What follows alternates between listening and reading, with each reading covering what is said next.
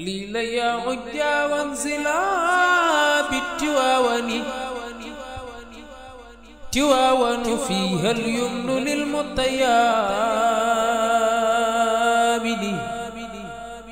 خليل يا عجا وانزلا بالتواون تواون وتكونك ويجلين كجوج ويجي مام اس ام سينغرم تواون وتكونك ويجلين كجوج ويجي مام اس ام سينغرم تواون وتكونك ويجلين كجوج ويجي مام اس ام سينغرم تواون وتكونك ويجلين كجوج ويجي مام اس ام سينغرم kono wijilen ku jogu wiji mam as am say ngërëm ku am góor gu mel ni ci réew doo gëlëm Tiwaawana woote kono wijilen ku jogu wiji mam as am say ngërëm téeméeri lu gàmmu Tiwaawan la am téeméeri lu gàmmu organise donc chaque année le Daïratul Muhtafina bi Asaril Abaï wal Ajdad. L'événement est prévu donc le lendemain de la Tamkharit. C'est un événement donc qui draine beaucoup de monde et nous avons constaté que sa célébration donc prend de l'ampleur d'année en année. C'est pourquoi aujourd'hui, en relation avec le comité d'organisation présidé par Serigne Moustapha Sy Ibn Serigne Abdul Aziz Al Amin, nous avons donc essayé donc de voir avec l'ensemble des chefs de service comment faire pour réunir les conditions d'une bonne organisation donc de l'édition de la Ashura 2018. C'est ainsi donc qu'après avoir passé en revue l'ensemble des secteurs, nous avons arrêté donc d'importantes mesures. Alors ces mesures donc vont du secteur de l'approvisionnement en eau potable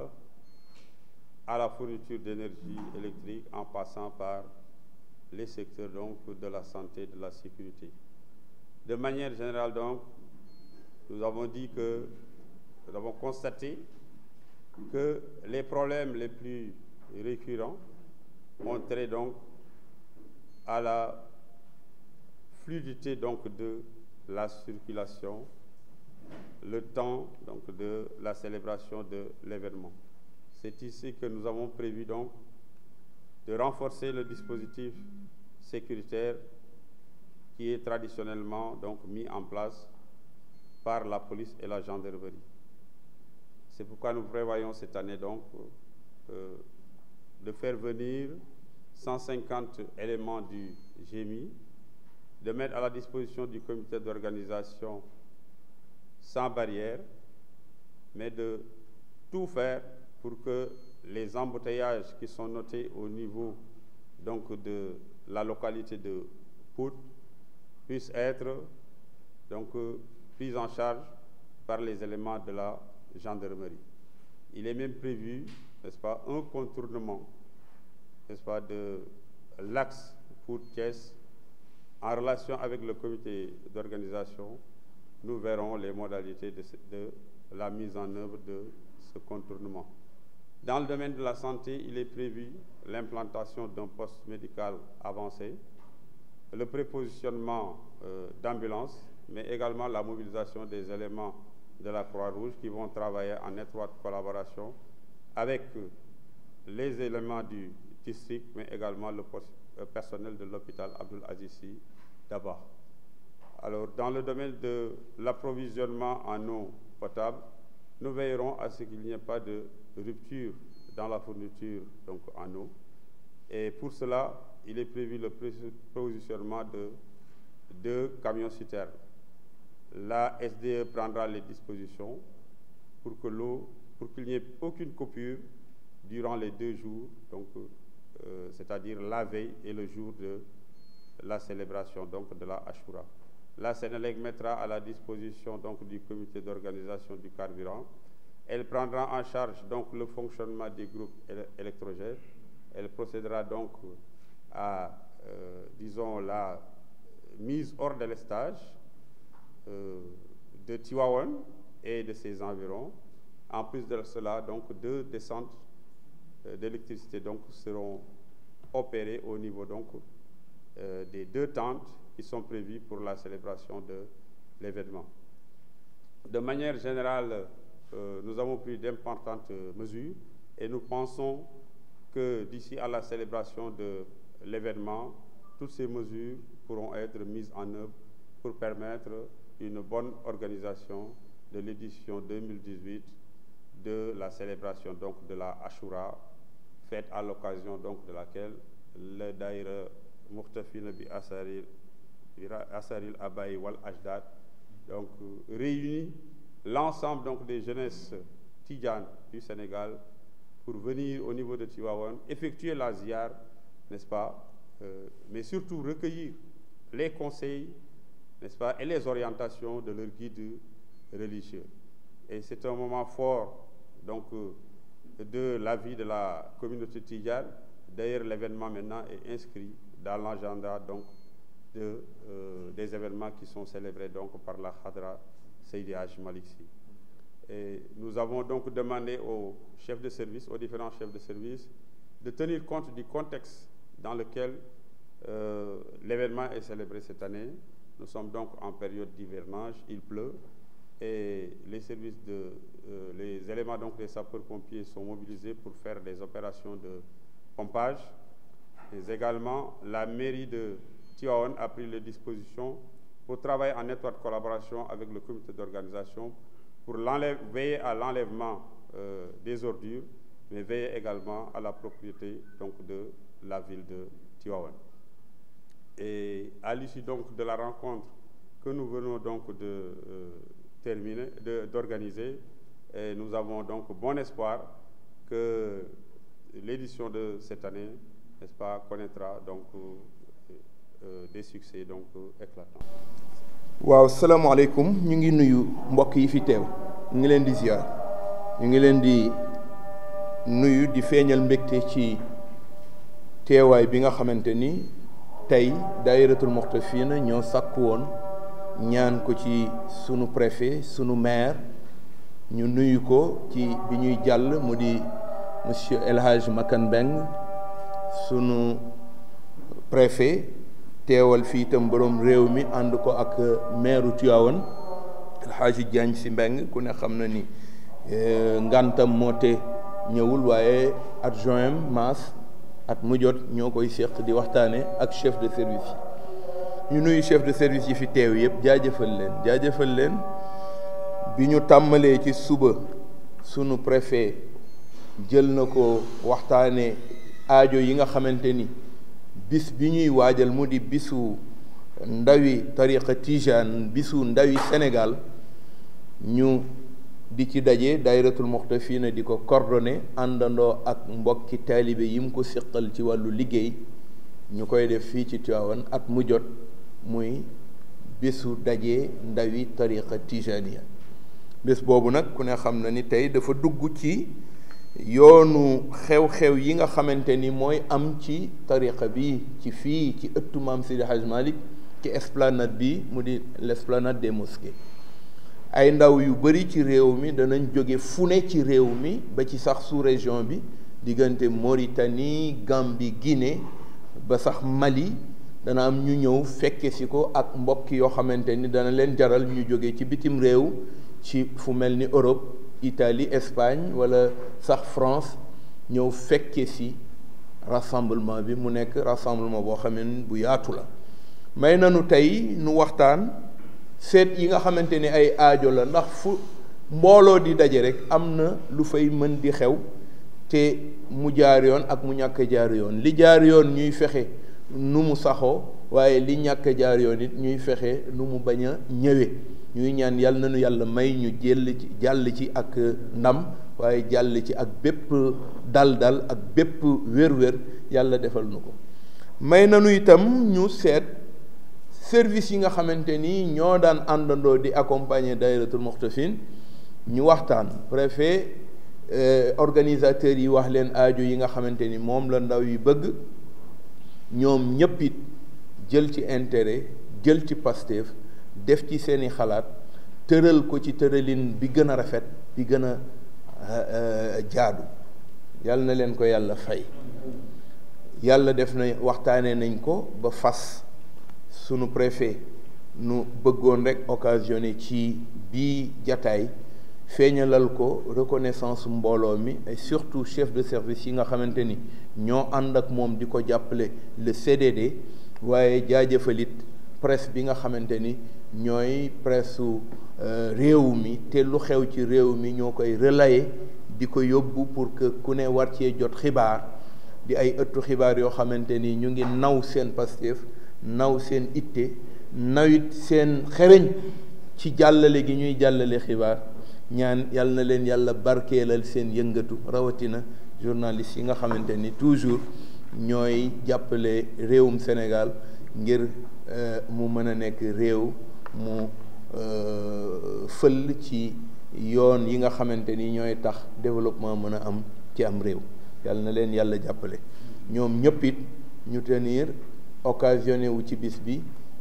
ñaanal préfet, jaajëfal ko, waaye bu ñu ko jaajëfalee ñaanal ko mu ngi jàll ci ki mu fi teewal mu di le président de la République mi nga xamante ni parrainage yu bés yi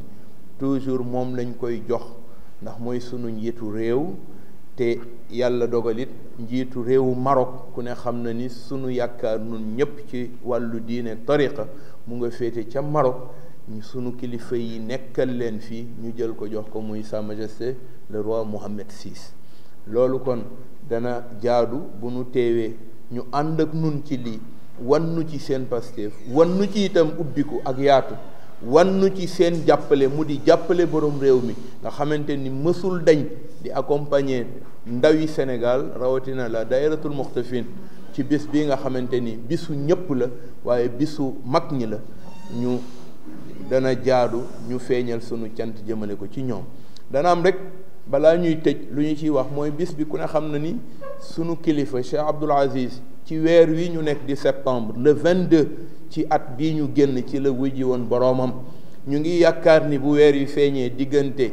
tey bi ñuy dégg seenu bu njëkk, yaakaar nañ ni danañ mën a gis weer wi. bu feeñee te ñu xam ni feeñ na ci tey, yaakaar nañ ni Ashura dana nekk 2 fukkeelu bés ci weeru septembre bii ñu ne. su fekkee ni feeñul ëllëg la feeñ, yaakaar nañ ni dana nekk 2 fukkeelu bés ak benn bi nga xamante ni muy le 21 septembre mu tombe ak la veille bi nga xamante ni ci la génn àdduna moom Serigne Abdoul Aziz ci mois de septembre bii. yàlla na ko yàlla dolli leer. kon mu nekk occasion bu ñuy delluwaat ci ndigalal kilifa gi Serigne Babacar Sy Mouhamadul Mansour, ndigalal Serigne Pape Malick mi nga xamante ni moom la ñu booleeloon mu ñëw teewe ko mook Serigne Maodo Malick bu Cheikh El Hadj Abdoul Aziz Dabakh. ñu ngi yaakaar ni dana nekkaat une bonne occasion pour ndaw ñi ñu renouveler waat seen allégeance, seen pas-pas ak seen Pastef jëmale ko ci kilifa yi, wan leen ñoom it seen taxawaay jëm ci lépp loo xamante ni seen joxañ la ñu jàppale leen ci. yaakaar naa ni loolu tombe na ak ci bis bi ñuy ñaan yàlla nañu ci yàlla yóbboog jàmm, waaye yàlla na yàlla dolliwaat dalal réew mi, dolliwaat indiwaat ndox mi nga xamante ni moom la ñu soxla te mu jëm ci dimbali baykat yi, waaye naataange réew mi surtout yàlla na ko yàlla def ñu ay yeggale nawet bi ak jàmm. dana nu may occasion bu bis ba ñu delluwaat comme bisu ñaan la te occasion bi moo tax ñu di ko ñaan te jege ñit boroom xam-xam bokk na ci li ñu digle. yaakaar nañ ni déglu sunuy kilifa ñu wax nu ban tànk la ñuy taxawe, wax nu yan yoon la ñuy jaar, wax nu it yan jëfandiku la ñuy xaar ci nun ci li nga xamante ni moo dëgmal ci réew mi ci ay xew-xew yi jàmm, xew-xew yi ndam. yàlla na ko yàlla def. ñu delluwaat santaat ñëpp, jaajëfal ñëpp. bëgg nañu itam woote waale rek pour delluwaat ñaan. yoon yi ku ne xam na ni yooni nawet la, yoonu nawet dafa bëri lu cay raxaloo yenn saay taw yenn saay ngelaw yenn saay dënu yenn saay melax yoonu tàngoor la parce que jamonoy tàngoor ci la ñu nekk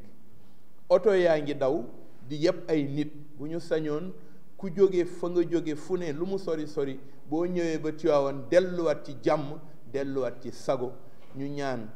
transporteurs yi chauffeurs yi ñi ñuy yàpp ñu di ay njaboot oto yi ñu leen di jox ñu fexe ba oto yi ñu nekk ay oto yu tegu ci teguwaay te mooy li mu war a am yëpp mu am ko ci wàllu melokaan waaye itam ñu ñaanit comportement yi ñu gën koo rek teg ci teguwaay bi ko kilifa yi bëggee ba nga xamante ni tegu nànk ci yoon dox nànk ci yoon yegg si nànk bekk seeg jàmm yàlla may nu ñu delluwaat ak jàmm ñu ñaan leen pèlerin yi ñëw di jóge fu ne ñu fexe ba sàmm leen ba yegg si ci kattanu yàlla gannaaw ba ñu ko ñaanee ci kattanu yàlla ak sunu barke kilifa yi nga xamante ni bis yii ñoom lañ ko sédde ñu ñëw ci jàmm delluwaat ci jàmm waaye ñu tenir comportement yoo xamante ni dana permettre lii nu bëgg kilifa yi bëgg ko mu mën a am te mooy ñëw ci waawan dal si ci jàmm delluwaat ci jàmm ak njaboot yàlla na ko yàlla def ñu bëgg rek loolu wax nañ ni puut fa la lu bari di xate waaye xataay yi foog naa ni boo ko bëggee éviter da ngay fexe ba teel a jóg ndax teel a jóg ci yoon mooy tax nga teel a sóobu sa yoon teel a yegg fa nga bëgg bu ko defee teel a jóg gi nag ñu bàyyi ko xel di ko fàttaliwaale waa dayratul muxtafina di leen fàttaliwaale itam waxtu yi ñu leen wax ñu ormal ko ak tenue yi nga xamante ni moom la ñu bëgg ndax waxoon nañ ni ku ciy ñëwit na nga bàyyi xel la tenue blanche ni nga xamante ni noonu la ko daayira bi defee mu nekk aadaam yegg si waale ak dal te tenue ba itam mën a nekk lu la lëpp lool ba kenn du gis say cër nga ñëw ci yoon ndax ëtt bi ngeen di ñëw ku fay ñëw war nga faa wane yar war nga faa wane melo wu rafet war nga faa wane taxawaay ak doxalin wu jaadu ñu ngi delluwaat di ñaan ñëpp ñu bàyyi xel lool ñaan yàlla nañu ci yàlla yóbbu jàmm bàyyi xelit ñaan yi di dégluwaale ndax li nuy def ci bis bi kenn ku ne sa njariñ a ngi ca doon tele yaa ngi koy def pour sa bopp waaye itam nga bàyyiwaale xel li mu laaj ndax tàllal sa loxo yàlla teg ca dafa am yoon ak melo ak taxawaay yu la ciy mën a yeggale yàlla na nu yàlla yóbbu ci yegg ci ak jàmm jaajëfal monsieur le préfet di leen ñaanal yàlla na yàlla yëkkati seeni maqaama te mottali leen seeni mébét zahiran wa batinan defal ko borom réew mi def jàmm ci réew mi def jàmm ci njaboot ci réew mi asalaamaaleykum kon nag wuy ji leen ku jóg wuy ji mam aas am say ngërëm Tiwaawan woote kon nag wuy ji leen ku jóg wuy ji mam aas am say ngërëm Tiwaawan woote kon nag wuy ji leen ku jóg wuy ji mam aas am say ngërëm Tiwaawan woote kon nag wuy ji leen ku jóg wuy ji mam aas am say ngërëm Tiwaawan woote kon nag wuy ji leen ku jóg wuy ji mam aas am say ngërëm ku am góor gu mel nii ci réew